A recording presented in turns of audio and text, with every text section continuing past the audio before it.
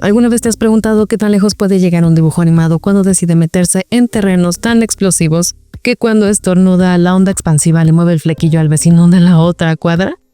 Pues bienvenidos a South Park. Es el lugar donde lo políticamente incorrecto no es un error, sino el pan de cada día. Y donde cada episodio es un viaje en montaña rusa entre risas, incomodidad y verdades que duelen más que un golpe de Cartman. Prepárate para entrar en un universo donde la sátira se mezcla con el escándalo y la crítica social no tiene filtros. ¿Hasta dónde es válido sacrificar el arte por una taquilla en China? ¿Qué pasa cuando la discapacidad, la religión o la explotación universitaria se vuelven chistes que nadie más se atrevería a contar? ¿Cómo maneja South Park la línea de respeto y la provocación sin perder su esencia? Desde bebés jugando al baloncesto hasta bandas infantiles de death metal que deben pasar por el filtro del Partido Comunista, pasando por la polémica más racial y religiosa. Este recorrido por algunos de los episodios más controversiales de la serie te hará reír, incomodarte y sobre todo preguntarte qué tanto somos capaces de aguantar para no perder el humor ni la dignidad.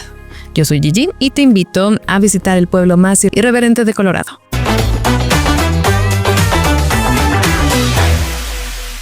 Hay episodios de South Park que te hacen reír a carcajadas, otros te hacen arquear la ceja, y luego está Scott de Norman Must Die, un capítulo que te hace pausar, mirar a la pantalla y preguntarte, ¿de verdad acabo de ver esto? Lo que empieza como una simple historia de venganza adolescente se convierte en una de las jugadas más maquiavélicas jamás vistas en la televisión animada. La pregunta es, ¿hasta dónde puede llegar un niño con complejo de Napoleón, sed de venganza y cero conciencia moral? Todo comienza con Cartman presumiendo que ha llegado a la pubertad, cuando se entera de que fue estafado por Scott de Norman, un adolescente de secundaria con alma de bully profesional. Cartman jura vengarse. Su primera reacción es lógica, entrenar a un pony para que le arranque la zanahoria de un mordisco a Scott. Pero como si estuviera siguiendo el consejo de Maquiavelo en versión infantil, Cartman opta por algo más elaborado. Engaña a Scott para que se trague una cucharada de karma bien cocinado con cebolla, chile y un par de ingredientes mucho más personales. Y justo cuando Scott cree haber ganado, aparece Radiohead para darle la estocada final con un insulto de proporciones emocionales apocalípticas. Pero más allá del humor negro, el episodio es una radiografía del narcisismo, la manipulación emocional y la obsesión por el poder disfrazadas de broma pesada. La sátira se cuela entre cucharadas de chili y lágrimas de rencor. La adultez prematura de los niños, la deshumanización de otro y la forma en que el dolor ajeno puede convertirse en espectáculo. Cartman no solo quiere venganza, quiere control absoluto de la narrativa, el guión y el clímax. Es una versión shakespeariana en versión animada, con Radiohead como coro griego y un cerdito como Cupido vengador. Y claro, todo esto no pasó desapercibido. Scott de Norman Must Die se convirtió en uno de los episodios más aclamados y también más controversiales de South Park. Fue señalado por su violencia extrema y su giro tan grotesco como brillante. Aún así, los críticos lo adoraron y lo colocaron en lo más alto de los rankings de episodios televisivos. IGN, Rolling Stone y medio internet lo consideran el momento Cartman definitivo. Incluso volvió a resonar años después cuando se reveló que Scott es medio hermano de Cartman, lo que le da al chili una nota de escena familiar, si sabes a lo que me refiero. ¿Puede una batería y una agencia en marketing arruinarte la vida? En South Park, claro que sí. Porque cuando tu hermano no te deja jugar videojuegos, sus amigos te abandonan por no ser una víctima auténtica y los nuevos vecinos reales te exigen privacidad a gritos. Algo raro está pasando. En este episodio no solo se rompen las reglas del decoro, sino que también se plantea una pregunta. ¿Es posible ser auténtico en un mundo donde tu marca personal vale más que tu identidad? Todo comienza con Kyle Wrobleski, quien solo quiere jugar un rato con sus amigos en línea, pero su hermanito Ike está demasiado ocupado llorando frente a un video del funeral de la reina de Canadá. Sí, Canadá tiene una reina. Y sí, esto es South Park, así que solo vamos con ello. Como Kyle se queda fuera del juego y empieza a sentirse desplazado, Butters, el gurú más inesperado del marketing emocional, lo lleva a Kumheimer Brand Management. Ahí le venden el concepto de que ser una víctima vende. Todo se complica más cuando el príncipe de Canadá y su esposa, una evidente parodia de Harry y Meghan, se mudan justo enfrente. Y mientras tocan batería en su patio trasero y gritan por privacidad, Kyle se convierte en el blanco de su cruzada mediática por atreverse a quejarse de ellos. Pero como siempre en South Park, el episodio no es solo una colección de chistes pasados de tono, tiene un dardo bien afilado. La crítica apunta directamente al narcisismo mediático y la cultura de la victimización convertida en capital social, en un mundo donde cada emoción se puede convertir en eslogan que queda del ser humano detrás del hashtag. La sátira se enfoca en cómo todos, ya sean celebridades, políticos o adolescentes de Colorado, pueden caer en la trampa de vender una versión idealizada de sí mismos. Incluso Butters termina siendo golpeado por aplicar su marca fuerte y asertiva. lo que demuestra que el branding emocional puede ser tan tóxico como una cuenta de Twitter sin filtro. Y sí, claro que fue polémico. No necesitas tener la puntería de Cartman para saber que burlarte de una pareja real que se mudó a Estados Unidos solo para escapar del escrutinio, solo para aparecer en cada rincón del entretenimiento, iba a hacer ruido. Chicos británicos celebrando el episodio como una masacre cómica, mientras algunos medios señalaron que Meghan Markle estaba molesta y abrumada. Se llegó a rumorear una demanda, aunque el portavoz de la pareja lo negó. Y así, entre la risa incómoda y los redobles de batería en la cancha de básquetbol, South Park reafirma su corona como el monarca absoluto de la sátira animada. Nadie está a salvo, ni siquiera quienes gritan que lo estén. A veces parece que South Park se alimenta exclusivamente de gasolina, dinamita y lo que queda en la papelera de reciclaje de Hollywood. Y justo cuando crees que ya lo viste todo, aparece un episodio con una banda de death metal infantil, una agencia de limpieza y Mickey Mouse gritando en mandarín. Pero en medio del caos surge una pregunta incómoda. ¿Cuánto estamos dispuestos a ceder, ya sea a la censura o la vergüenza, solo para encajar? En Band in China, South Park divide su locura en dos tramas. Randy Marsh, dispuesto a vender su alma por una oportunidad, viaja a China para meter su guana en el mercado asiático. Mientras tanto, su hijo Stan y los chicos arman una banda de death metal que de repente es lo más hot del momento. Pero todo se tuerce cuando los productores exigen que la película biográfica de la banda cumpla con las normas chinas. Entre militares fisgoneando guiones y un Mickey Mouse mafioso, todo se vuelve una sátira absurda sobre lo que implica adaptar tu arte o tu negocio para agradar a una dictadura. Por otro lado, tenemos a un padre Maxi atormentado por la desconfianza que la iglesia ha sembrado, intentando encontrar redención en una pijamada con Butters. Pero esto es South Park, así que nada está ahí solo porque sí. Detrás de los chistes de mal gusto y el caos visual, hay una crítica afilada. El episodio lanza un misil a la industria del entretenimiento occidental, especialmente a Hollywood, por doblegarse ante la censura del Partido Comunista Chino. ¿Vale la pena editar una película solo para que se proyecte en Shanghái o alterar el guión hasta que ya no diga nada? Mientras tanto, la trama de Maxi golpea a la iglesia con una fuerza que solo South Park se atrevería a usar.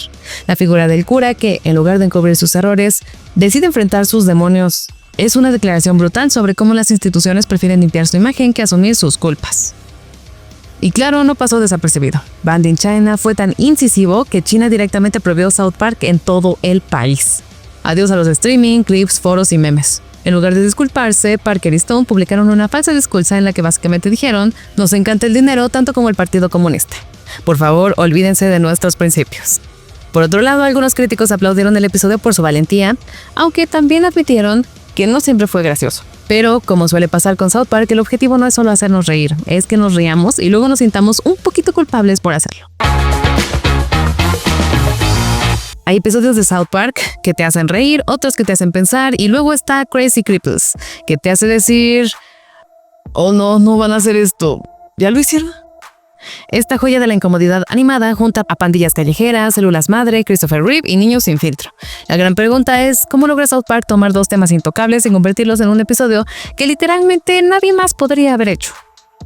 Todo empieza cuando Jimmy se siente eclipsado por la visita de Christopher Reeve a South Park, que da una charla inspiradora sobre la investigación con células madre. Como respuesta, Jimmy y Timmy fundan un club llamado Los Crips, sin tener idea de que ese nombre ya pertenece a una infame pandilla callejera. En su ingenuidad buscan a los Crips reales para unirse y sin saberlo provocan un accidente mortal que los convierte en leyendas del hampa.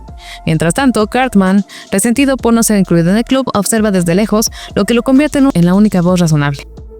Y cuando un tiroteo de venganza golpea a Jimmy, él toma cartas en el asunto y logra reconciliar a los Crips y los Bloods con un mensaje simple y contundente: ¡vamos! Pero como buen episodio de South Park, la locura viene con comentarios sociales filosos. Por un lado, está la crítica a cómo la sociedad reacciona ante ciertos tipos de discapacidad. Rip, tetrapléjico por un accidente, es recibido con admiración y recursos, mientras que Jimmy y Timmy, discapacitados de nacimiento, son ignorados. Por otro lado, está la sátira, la manipulación mediática, la espectacularización del sufrimiento y la búsqueda de poder incluso a través de causas nobles. Christopher Reeve, convertido en villano al estilo Lex Luthor, termina succionando células madre como si fueran batidos energéticos en su cruzada científica, mostrando que incluso la compasión puede deformarse con un poco de ego y sed de poder. Como era de esperarse, Crazy Cripples no pasó desapercibido. Fue duramente criticado por su representación de Reeve, justo cuando era considerado un símbolo de esperanza para personas con parálisis. Activistas pro investigación con células madre lo consideraron insensible, mientras que defensores de derechos civiles cuestionaron el uso de estereotipos raciales y de pandillas. La necesidad de contratar hombres afroamericanos para grabar los diálogos con los Crips y Bloods muestra cuán consciente era el equipo del fuego cruzado en el que se metían.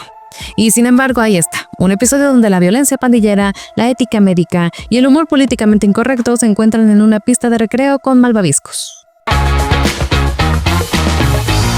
¿Hasta dónde puede llegar South Park para sacudirnos con sus bromas imposibles y polémicas que parecen cruzar todas las líneas? ¿Cómo convierte bebés en atletas, villancicos en rituales satánicos o una mala película en una crisis nacional? ¿Y qué nos dice sobre la hipocresía, la censura y los absurdos que consumimos sin pensar? Prepárate para un recorrido por los capítulos más controversiales de la serie que te harán reír, incomodarte y preguntarte, ¿será que en este caos irreverente también hay algo de verdad? Pero antes de pasar a conocer los siguientes episodios, te invito a suscribirte al canal si aún no lo has hecho, ya que todos los días les traemos videos sobre la cultura geek. Y si te preguntas cómo puedes ayudar a que sigamos creciendo, es muy fácil. Un like siempre ayuda mucho y por supuesto dejar un comentario para alimentar el algoritmo contribuye a que más gente siga llegando. ¿Qué tienen en común bebés, una liga de baloncesto ilegal, Cartman vestido como dueño de una plantación y un misterioso / omnipresente? Exacto, otro episodio absolutamente demencial de South Park. En un mundo donde cualquier cosa puede viralizarse, ¿hasta qué punto estamos dispuestos a explorar lo ridículo o lo inocente? Y lo más importante, ¿Slash es real o son nuestros padres? La trama arranca como cualquier tarde normal, en casa de Stanley, televisión, bromas y de pronto anuncios desgarradores.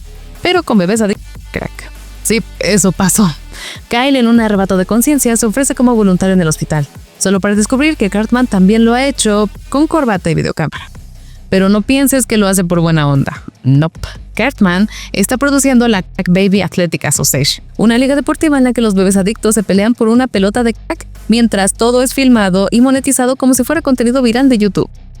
Kyle, indignado pero también fácilmente sobornado con un banquete grasiento en Denny's, termina siendo el contable del negocio porque, según Cartman, los judíos son buenos con los números. Pero detrás del absurdo y la comedia hay una crítica filosa a un sistema bien real, la NCAA.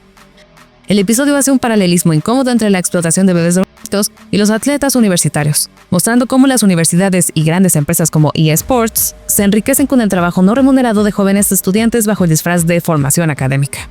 Cartman, con sombrero sureño y todo, incluso visita la Universidad de Colorado en Boulder para aprender cómo explotar legalmente a personas vulnerables. El episodio escupe en la cara de las estructuras hipócritas que lucran con la miseria ajena, mientras hace que te rías y luego te preguntes si deberías. Como era de esperarse, la controversia no se hizo esperar. Aunque algunos elogiaron la crítica social disfrazada de broma pasada de tono, muchos se sintieron incómodos, por no decir escandalizados, ante la imagen de bebés adictos siendo usados como entretenimiento. El episodio fue duramente criticado por sectores conservadores y hasta algunos fans de la serie sintieron que la sátira se quedó a medio camino. Además, el debate sobre la representación de Slash, descubriendo que podría ser un mito tipo San Nicolás para rockeros, dividió al fandom entre incrédulos y nostálgicos. Pero como siempre con South Park, el episodio cumplió con su cometido. Incomodó, hizo reír y obligó a más de uno a cuestionarse quién se beneficia realmente del sufrimiento ajeno, y si Slash, de hecho, camina entre nosotros. Hay episodios de South Park que te hacen reír, otros que te incomodan, y luego está Navidad de las criaturas del bosque, un especial navideño tan tierno y traumatizante que parece escrito por un elfo psicópata en ácido. ¿Qué pasa cuando mezclas rimas infantiles, animalitos adorables, satanismo y un Cartman narrador con complejo de Dickens? Pues algo que solo puede salir del taller de Santa en Colorado y que probablemente debería estar bajo vigilancia. La historia comienza como cualquier cuento navideño, con Stan paseando por un bosque nevado y encontrándose con un montón de animalitos parlantes, todos con nombres sacados de un peluche Noco.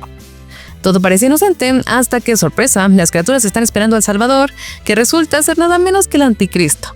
Stan, engañado, mata a un puma madre para proteger el nacimiento satánico y se ve envuelto en una espiral de rituales, sacrificios y sí, orgías sangrientas. Mientras tanto, Kyle es capturado por los animales por ser judío y no celebrar la Navidad, lo cual lo convierte en el huésped perfecto para el demonio recién nacido. Y justo cuando todo parece perder el control, aparece Santa Claus armado hasta los dientes y desata una masacre festiva. Pero más allá del caos navideño, el episodio es una sátira de alto voltaje sobre cómo Hollywood y la televisión presentan la Navidad. La estructura rimada a lo Grinch o Rudolph se convierte en una herramienta para parodiar el sentimentalismo superficial, que suelen tener los especiales navideños, mientras se esconde bajo capas de violencia absurda y blasfemia desatada. También se lanza un dardo a los conflictos religiosos, el moralismo forzado y hasta el debate sobre el aborto. En uno de los giros más oscuros de la serie, Puma es bebé aprendiendo procedimientos clínicos para salvar la Navidad. Y por supuesto, toda esta historia fue narrada por Cartman como tarea escolar, porque claro que sí. Naturalmente el episodio fue tan controversial como creativo. Fue señalado por grupos religiosos, padres indignados y hasta fans de toda la vida que pensaron que esta vez South Park sí cruzó la línea. Aunque nadie pudo ponerse de acuerdo sobre cuál línea era. Se criticó su uso del satanismo, el simbolismo cristiano invertido y por supuesto su humor negro de niveles nucleares. Pero también fue elogiado por su inventiva, su valentía y su impecable narrativa de cuento dentro de un cuento. Cerrando con el clásico fin. Y caen muriendo de sida solo porque Cartman no puede resistirse a tener la última palabra. En resumen, es una historia navideña como ninguna otra. Entrañable, diabólica, completamente demente y extrañamente inolvidable.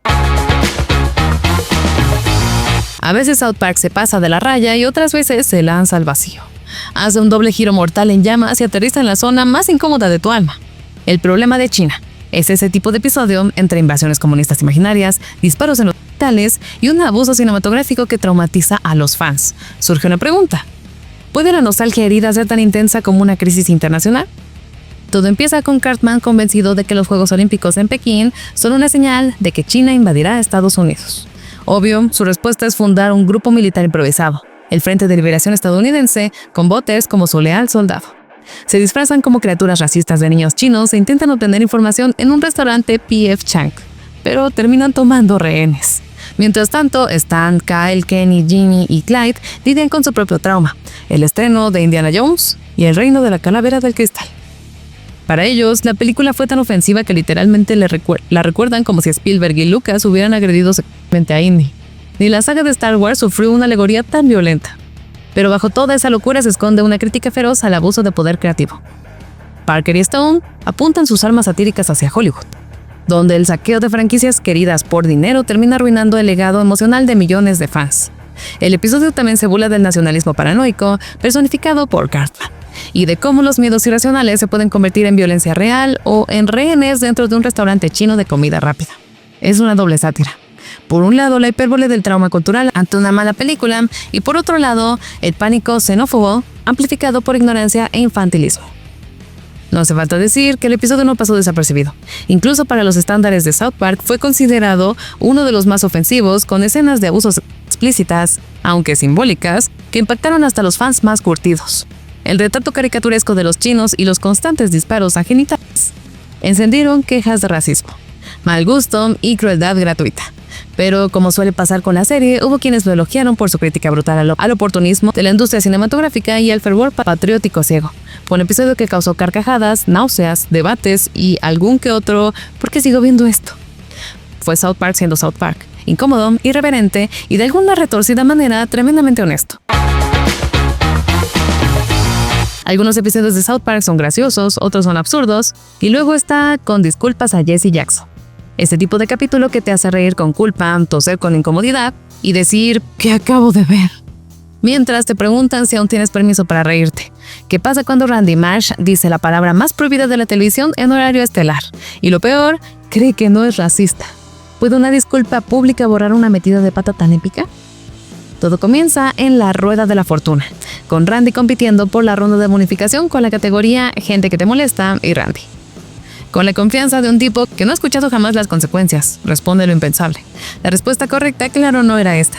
Y así empieza el desastre. Al día siguiente, Cartman se deshace de la risa y predice una guerra racial, mientras Stan intenta en vano convencer a Token de que su papá es solo un tonto y no un racista, pero Token con razón no está para chistes. Mientras tanto, Randy en su desesperación acude a Jesse Jackson, quien lo perdona de una forma que solo South Park podría mostrar, haciendo que le bese el trasero literalmente. Una foto en ese momento termina en los noticieros, y en medio del caos, Cartman encuentra un nuevo blanco para su comedia demente, el Dr. Nelson, un conferencista que se convierte en el blanco de sus carcajadas eternas. Debajo de la grosería y el caos, el episodio ofrece una de las críticas más filosas que ha hecho la serie: la banalización de las disculpas públicas. Parker y Stone se burlan de cómo en Estados Unidos pedir perdón en TV nacional se ha convertido en una especie de ritual vacío para lavar culpas. Además, muestra el sinsentido de exigir comprensión sin esfuerzo. Stan cree que decir "mi papá no es racista" lo exime del problema sin entender el dolor que realmente causa esa palabra. El episodio muestra, con una dosis de brutal ironía, que no basta con no tener malas intenciones ni con cumplir con el ritual de la disculpa. Hay heridas que no se sanan con comunicados, sino con empatía real. Aunque eso no impida a Cartman reírse hasta caerse de la silla. Y por supuesto, como cualquier episodio de South Park que toca temas raciales con dinamita, fue una bomba. Jesse Jackson fue retratado como emperador simbólico del perdón afroamericano. Cartman soltó la palabra con N 43 veces, y los niveles de incomodidad reventaron todos los barómetros televisivos. El Consejo de Padres de Televisión lo tachó como el peor contenido de cable de la semana, mientras organizaciones como Abolish the N-Word lo elogiaron por su capacidad para hacer reflexionar desde la comedia más cruda. Fue visto por 2.8 millones de personas. Dejó a medio país rascándose la cabeza y al otro medio carcajeándose con culpa. Y si algo quedó claro es que South Park, cuando quiere, puede convertir una rueda de fortuna, espejo social brutal y dolorosamente divertido. Muchas gracias por haber visto el video. Yo soy Gigi y esto es Tierra. Chuca está en la nave desposase.